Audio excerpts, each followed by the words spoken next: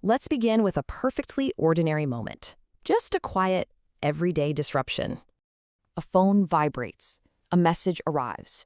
It's such a quiet, normal occurrence, isn't it? But sometimes it carries this incredibly heavy weight, a sudden tension that instantly fills the whole room. A job application gets rejected, or someone sits alone right after a bitter argument. These are everyday disruptions, sure, but they have this way of completely derailing our sense of normalcy. Which really leaves us wondering, when sudden uncertainty hits, when life suddenly changes, what actually breaks? To answer that, this explainer takes a first principles look at human resilience. We really have to understand exactly what happens beneath the surface when our reality gets disrupted. Let's dive into Section 1, What Actually Breaks, the Disruption Map. What's truly fascinating to us here is why a sudden disruption always feels so much larger than the event itself. The crux of it all is that a disruption literally shatters our internal map of the world. We face three invisible losses all at once. First, there's predictability, meaning uncertainty just consumes all of our attention. Second is identity, where we kind of lose who we are in that specific situation. And third is momentum, which is that terrifying fear that being stopped right now means we're stopped permanently. The ground beneath our feet simply no longer matches the map we're holding in our hands. There's a deeply grounded insight here. Pain says something mattered and has changed. Panic says everything is changing and I must solve it right now.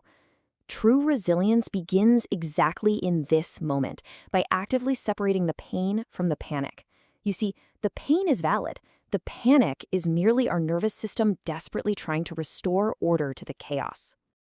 But if the map is broken, why do we pretend we still know the way? I mean, we've all been there, haven't we? Feeling completely lost, yet putting on a brave face for everyone else. That brings us to Section 2, the myth of pretending, performance versus strength. Far too often we confuse true strength with the absolutely exhausting performance of toughness. We mistakenly believe that resilience means never, ever showing a crack. Just look at the difference here. Toughness as a performance is like trying to carry 6 incredibly heavy cups just so you don't look weak, which, let's be honest, only destroys your recoverable capacity. Flexible strength, on the other hand, is like yielding to the wind without losing your fundamental shape. It's really all about protecting your ability to respond again tomorrow. Yet there's always this lingering fear about dropping that mask. If we stop pretending, what do we actually do with all those heavy emotions that suddenly rush in? Which naturally leads us to Section 3, Emotion and the Body. The body's conversation. Think of your emotions like inner weather. They carry vital information, but they absolutely do not need to dictate our every single action. And before we even begin to look at the mind, we have to address our physical vessel first. Simply put, a tired body cannot produce a resilient mind. We really must engage in the body's conversation. This means getting proper sleep and nourishment, doing some gentle movement, reducing sensory load, and connecting with safe company. When we're panicked, our attention is constantly scanning for threats, right? So we have to deliberately signal safety to our body first. Before asking the mind for a balanced interpretation, check whether the body has enough safety, fuel, rest, space, and support. It's nearly impossible to think clearly about any kind of disruption if you are physically depleted. So, assuming the body is finally calm, how do we actually stop a powerful feeling from becoming a fast, highly regrettable action? How do we navigate the sheer heat of the moment?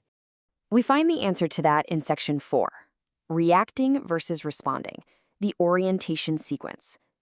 The core difference here is consciously separating the actual event from the story our mind immediately invents about it. An event is just what happened. The story is what your mind urgently tells you it means. To bridge that gap, there's this really simple orientation sequence. First, name the cue, like, that sound startled me. Second, name the present. I am in my kitchen. Third, name the difference. No one is actually threatening me. And finally, name the support. The door is open. Going through this step-by-step orientation literally shrinks panic down into a workable reality. The feeling just becomes information rather than an urgent instruction. But is it realistic to expect a person to step back from the edge entirely alone? We all kind of love the myth of the solitary hero, but is that how healing actually works in reality? That brings us perfectly to Section 5, the power of connection, interdependence. True growth and recovery are never isolated activities.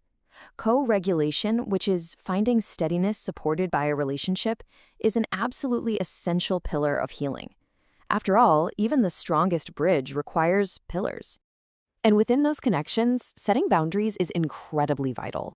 As the insight goes, a clear no is often kinder than a dishonest yes. Setting boundaries, saying no respectfully, and just asking for help, these are acts of immense wisdom, not weakness. A healthy conversation isn't really about winning at all. It's about making our reality shareable.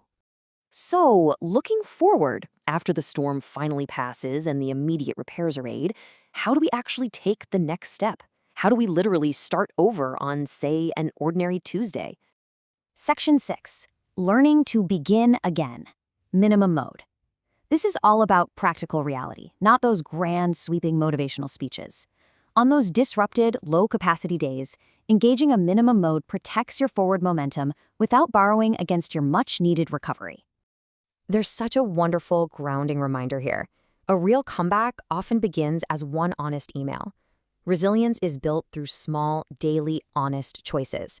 You really don't need a massive, dramatic return. You just need to take the absolute smallest, honest action to restart your movement. Which brings us to our final thought today. Resilience isn't the ability to avoid life's storms. It's the quiet confidence that whatever tomorrow brings, you can learn how to take the next honest step. It's not about being unbroken. It's about staying connected to the truth. If you'd like to continue this journey through practical conversations, reflections, and first principles thinking, you'll find the complete book linked in the description.